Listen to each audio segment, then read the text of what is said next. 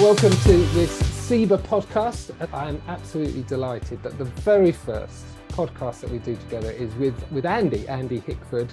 Andy, welcome to SEBA podcast. Thanks, Joth. It's good to be here. And thank you, Andy, for being willing to come and share with us at our Ministers' Conference at the end of February into March. And we've titled it Rest and Vision. And I remember saying that to you and saying, we were chatting on the phone, I think you were on the roof of your cottage at the time because I could hear the wind kind of whistling around. And saying you at the time, they're kind of two interesting words that often we don't put together, vision, rest and vision. But you got quite excited by that kind of title. Yeah, I did.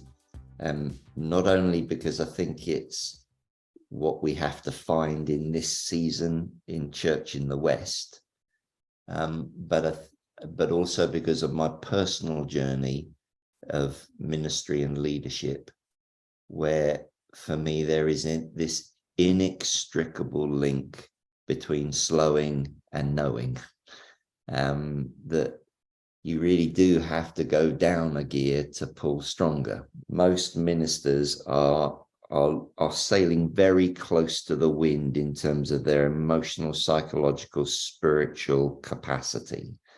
And you don't hear God there. You just survive there. You don't thrive. There is rhythm, there is rest. And that's where the new things of God are birthed. So I'll be talking about, refreshing the familiar and birthing the new. I think but it will be rooted in the pragmatism of, but local church life is tough. But how do we help the church embrace this new day? Because it's not supposed to go back to the way it was. And Andy, we're really grateful. And one of the reasons we're delighted you're coming is because we know you've walked the journey. You've been there in local ministry, you know what it's like, and you know what it's like in recent years. And hopefully in that moment, those few days of rest, God might just instill something of his vision in us.